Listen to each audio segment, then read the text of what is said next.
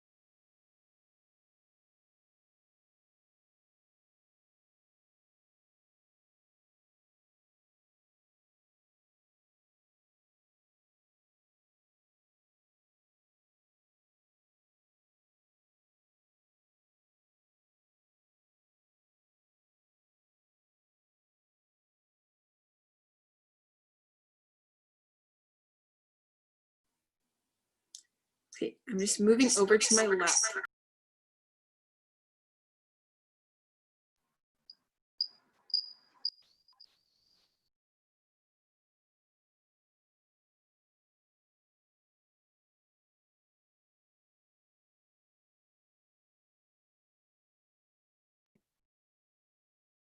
That should be a little bit better.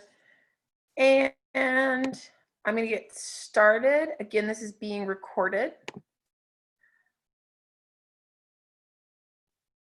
So thank you for joining me today. When I first decided to run for state senate, I was really excited about going door to door and hearing the most pressing issues facing my community. However, in our current state, that cannot happen. But with Facebook and Zoom, we can stay connected, and connection means more than ever before, thanks to Corona. I want to take this time to connect with all of you. COVID-19 has spotlighted how we need representatives in government who understand how systems are stacked against people and communities, representatives who understand that missing one paycheck is the difference between eating or paying rent. Those inequalities are not new. Our communities have been fighting and advocating for issues such as housing, earning a livable wage, and healthcare for decades. These are all human rights. Housing is a human right, healthcare is a human right. COVID-19 has only shifted our vantage point, but not the realities that many people have been facing.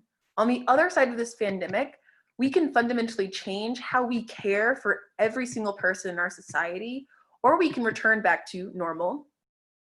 Myself, along with other progressive candidates across Rhode Island, will be working with our communities to build systems that work for every single Rhode Islander every single time, regardless of whether society shuts down or not.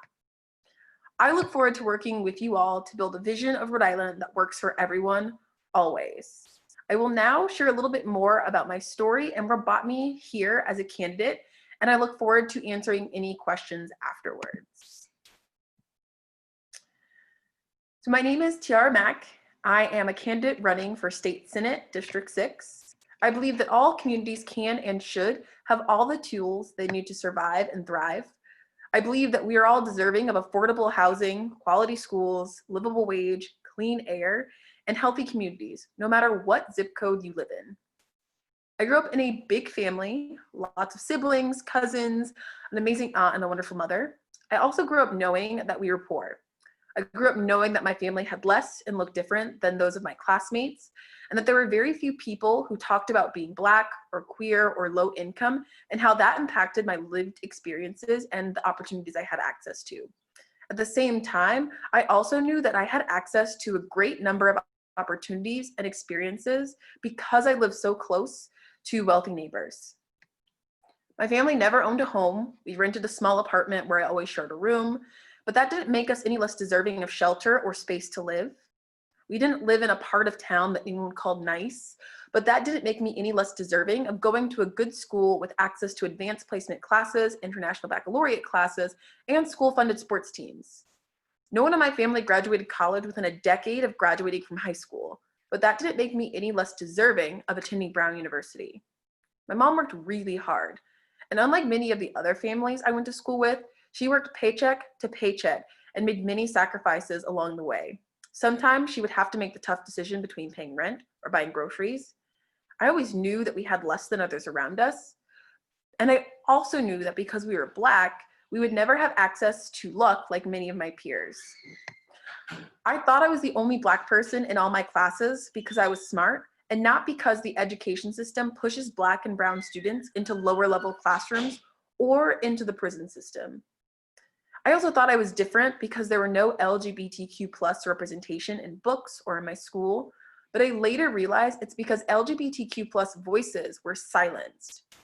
I grew up thinking that we were broke because we were unlucky and not because there are systems in place that prevent minimum wage workers from being able to live off of a single income.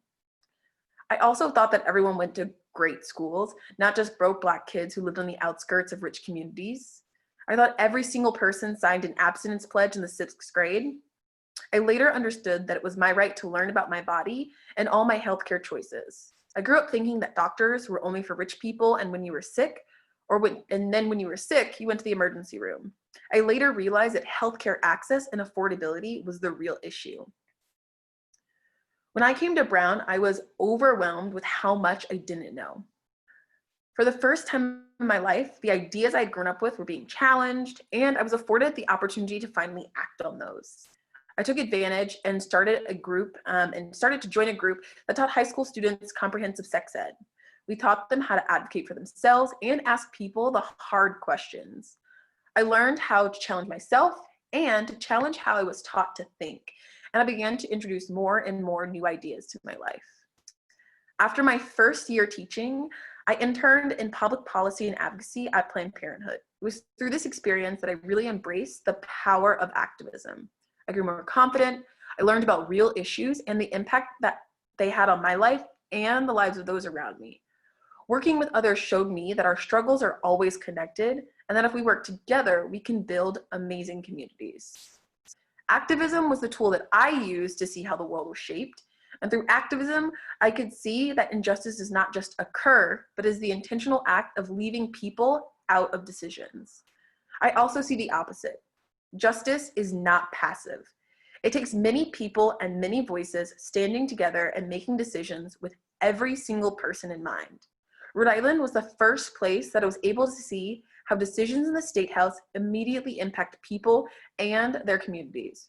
Rhode Island can be a leader in national issues for tolerance, inclusivity, and people-centered decision. And that is what gives me hope. That's why I stay here in this state, in this fight. I've spent the last 4 years in the State House fighting for issues and bills that legislators tell us to wait for. Things like healthcare access, clean air, fair wages, affordable housing.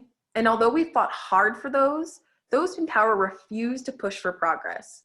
I never felt connected to people in power who told us to be patient, because patience is not an option. These communities have already spent decades waiting for justice, opportunity, and a fair shot. I think it is time our representatives fight for everyone.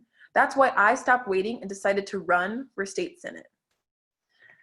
So I hope that gave you a little bit more about me, my background, and what brings me to this race. There is a Q&A portion. You can feel free to ask any questions in the Q&A section.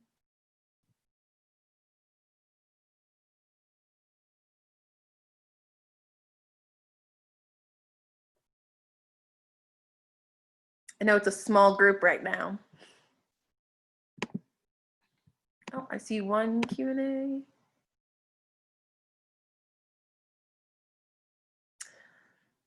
Jennifer asks, how can people donate? So you can go on to my Act Blue, which is on my website, tiaramacdistrict6.com, or you can also go onto my Facebook at Mac District 6 and Instagram as well, and there's a link to my Act Blue.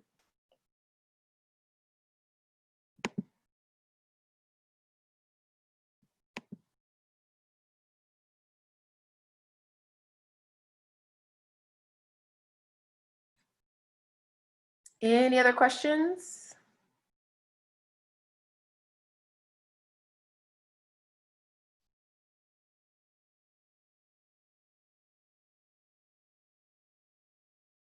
Clara asks, what makes me different than the incumbent? I think there are a lot of differences. One is I would be a new voice to the State House. And I also believe in social issues based on the incumbent's track record. A lot of the social issues that I particularly care about, whether it's LGBTQ issues or issues of women's reproductive health, I know I differ on those two issues specifically.